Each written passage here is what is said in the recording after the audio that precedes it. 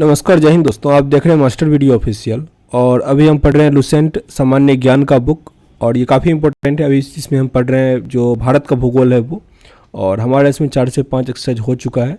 अभी हम पढ़ेंगे भारत की जलवायु, एक्सरसाइज 6। काफ़ी इंपॉर्टेंट है। इससे पहले अगर आप नहीं देखे हैं तो एक प्ले लिस्ट बना दिया गया है इसका, जिसका लिंक आपको डिस्क्रिप्शन बॉक्स में मिल जाएगा, तो वहाँ से आप देख सकते हैं। साथ ही यहाँ पे टेलीग्राम इंस्टाग्राम का भी लिंक दिया गया है। कोई क्वेरी हो जरूर विजिट कीजिएगा। तो अभी पढ़ते हैं भारत की जलवायु।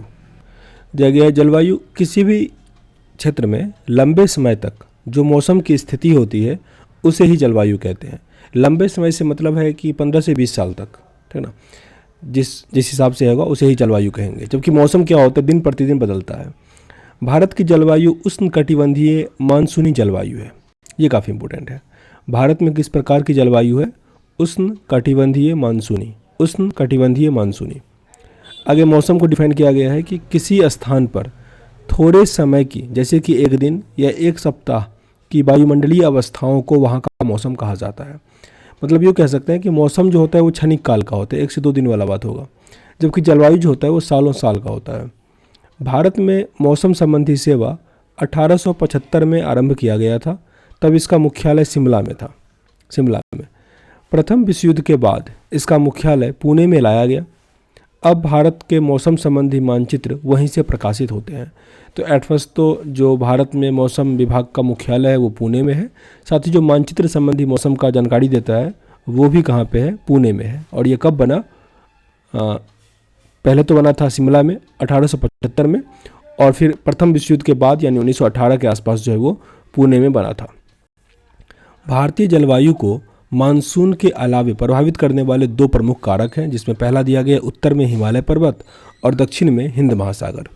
तो उत्तर में हिमालय पर्वत, इसकी उपस्थिति के कारण मध्य एशिया से आने वाला जो शीतल हवा है भारत में नहीं आ पाता। जैसे मान लीजिए अपना ये इंडिया वाला हम पार्ट बना दिए हैं, तो यहाँ पे क्या है? हिमालय है। इस साइड से जो ठंडा हवा आता है मध्य एशिया से, उसको ये रोक देता है। दूसरा है दक्षिण में हिंद महासागर, नीचे जो हिंद महासागर है उसका, इसकी उपस्थिति एवं भूमध्य रेखा की समीपता के कारण उष्णकटिबंधीय जलवायु अपने आदर्श स्वरूप में पाया जाता है, और ये भी हिमालय से इधर ही रहता है, तो इसका अच्छा खासा इम्पैक्ट देखने को मिलता है। मानसूनी पर्वत द्वारा समय समय पर अपनी दिशा पूर्णतः बदल लेने के कारण भारत में निम्न 4 ऋतु या चक्रवात पाई जाती है। पहला दिया गया शीत ऋतु, फिर ग्रीष्म ऋतु, वर्षा ऋतु और शरद ऋतु। जो शीत ऋतु है वो 15 दिसंबर से लेकर 15 मार्च तक चलता है। ग्रीष्म ऋतु 16 मार्च से 15 जून तक, और वर्षा ऋतु 16 जून से लेकर 15 सितंबर तक, और शरद ऋतु 16 सितंबर से 14 दिसंबर तक। तो यही चलता रहता है। नोट में दिया गया है कि ये तिथियाँ एक सामान्य सीमा रेखा को तय करती है। मानसून पवनों के आगमन एवं परिवर्तन में होने वाले विलंब इनको पर्याप्त रूप से प्रभावित करते हैं। मतलब ये एक फिक्स है, अगर सही सब कुछ चले तो ऐसा आएगा, नहीं तो थोड़ा बहुत लेट भी होता है, 4-4 दिन लेट भी हो जाता है। आगे उत्तरी भारत के मैदानी भागों में शीत ऋतु में वर्षा पश्चिमी विक्षोभ या जेट स्ट्रीम के कारण होता है। राजस्थान में इस वर्षा को मावट कहते हैं। ये काफ़ी इंपॉर्टेंट सेंटेंस था कि उत्तर भारत में जो शीत ऋतु में वर्षा होता है, ठंडी के टाइम वर्षा होता है, वो पश्चिम विक्षोभ के कारण होता है। पश्चिम विक्षोभ या इसी को जेट स्ट्रीम कहा जाता है। पश्चिम विक्षोभ के कारण उत्तरी भारत में शीत ऋतु में भी वर्षा होता है। जाड़े के दिनों में यानी जनवरी फरवरी में तमिलनाडु के तटों पर या कोरोमंडल पर जो वर्षा होता है वो लौटती हुई मानसून या उत्तरी पूर्वी मानसून के कारण होता है। उत्तरी पूर्वी मानसून के कारण जो है वो जाड़े के समय में जो तमिलनाडु का एरिया है वहाँ पे वर्षा होता है। इसको लौटती हुई मानसून भी कहा जाता है। ये दोनों सेंटेंस काफ़ी इंपॉर्टेंट है, डायरेक्ट प्रश्न आता है। ग्रीष्म ऋतु में असम एवं पश्चिम बंगाल राज्यों में तीव्र आर्द्र हवाएं चलने लगती है, जिसमें गरज के साथ वर्षा होती है। इस हवाओं को पूर्वी भारत में नॉर्वेस्टर और बंगाल में काल बैसाखी के नाम से जाना जाता है। पूर्वी भारत में नॉर्वेस्टर और जो बंगाल है उसमें काल बैसाखी कहा जाता है। कर्नाटक में से चेरी ब्लॉसम एवं कॉफ़ी वर्षा कहा जाता है, जो कि कॉफ़ी कृषि के लिए काफ़ी लाभदायक होता है। आम की फसल के लिए लाभदायक होने के कारण इसे दक्षिण भारत में यानी केरल में आम्र वर्षा भी कहा जाता है, मैंगो शॉवर कहा जाता है इसे। आगे यहाँ पे लिखा गया है कि उत्तर पश्चिम भारत में शुष्क भागों में ग्रीष्म ऋतु में चलने वाली गर्म और शुष्क हवाओं को लू कहा जाता है। लू जो है वो मेनली शुष्क भागों में चलेगा, गर्मी के टाइम में चलता है लू, गर्म हवा को लू कहते हैं, ये भी कह सकते हैं। वर्षा ऋतु में उत्तर पश्चिम भारत तथा पाकिस्तान में उष्ण दाब का क्षेत्र बन जाता है, जिसे मानसून गर्त कहते हैं, मानसून गर्त। इसी समय उत्तरी अतः उष्ण अभिसारण उत्तर की ओर खिसकने लगता है, जिसके कारण विषुवत रेखीय पछुआ पवन एवं दक्षिणी गोलार्ध की दक्षिण पूर्वी वाणिज्यिक पवन विषुवत रेखा को पार कर फेरेल के नियम के अनुसार करते हुए भारत में प्रवाहित होने लगती है, जिसे दक्षिण पश्चिम मानसून के नाम से जाना जाता है। जो विषुवत रेखीय पछुआ पवन है एवं दक्षिणी गोलार्ध के दक्षिणी पूर्वी वाणिज्यिक पवन विषुवत रेखा को पार करके फेरेल के नियम के अनुसार अनुसरण करते हुए भारत में प्रवाहित होने लगती है। इसे ही दक्षिण पश्चिम मानसून के नाम से जाना जाता है। भारत में अधिकांश वर्षा जो है वो दक्षिण पश्चिम मानसून के कारण ही होता है। दक्षिण पश्चिम मानसून के कारण 80% वर्षा होता है। भारत की प्रायद्वीपीय आकृति के कारण दक्षिण पश्चिम की मानसून 2 शाखाओं में विभाजित होता है, अरब सागर की शाखा और बंगाल की खाड़ी की शाखा। जो प्रायद्वीपीय आकृति जो इस टाइप का डिवाइड है ना, इसके कारण अरब सागर शाखा का मानसून सबसे पहले भारत के केरल राज्य में जून के प्रथम सप्ताह में आता है। यहाँ यह पश्चिमी घाट पर्वत से टकराकर केरल के तटों पर वर्षा करवाता है। इसे मानसून प्रस्फोट कहते हैं।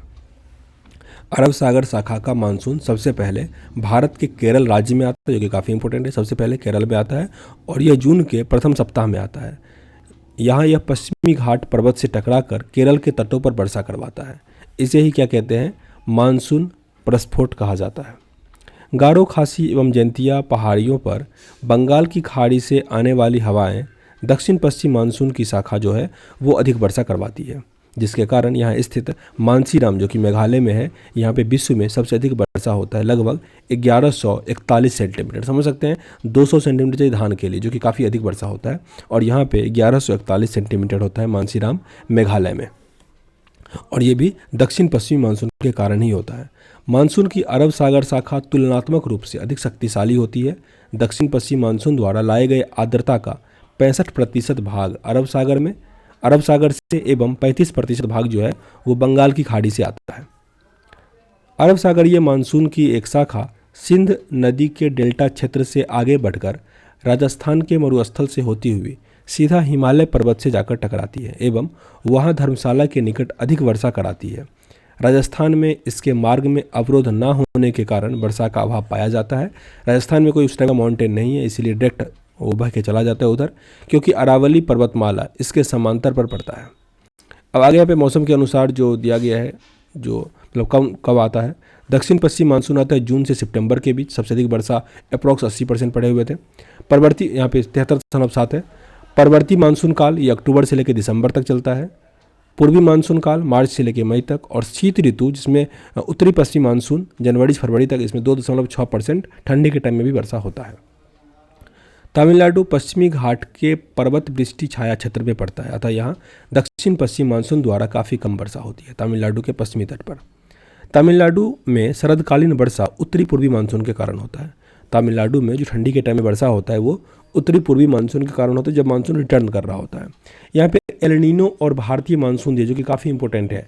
एल नीनो एक जटिल मौसम तंत्र है जो हर 5 या 10 साल के बाद प्रकट होता है। इसके कारण संसार के विभिन्न भागों में सूखा, बाढ़ और मौसम की चरम अवस्थाएं पाई जाती है। पूर्वी प्रशांत महासागर में पेरू के तट के निकट उष्ण समुद्री धारा का रूप में ये प्रकट होता है। उष्ण याद रखें, गर्म वाला ही चीज़। इससे भारत सहित अनेक स्थानों पर मौसम प्रभावित होता है।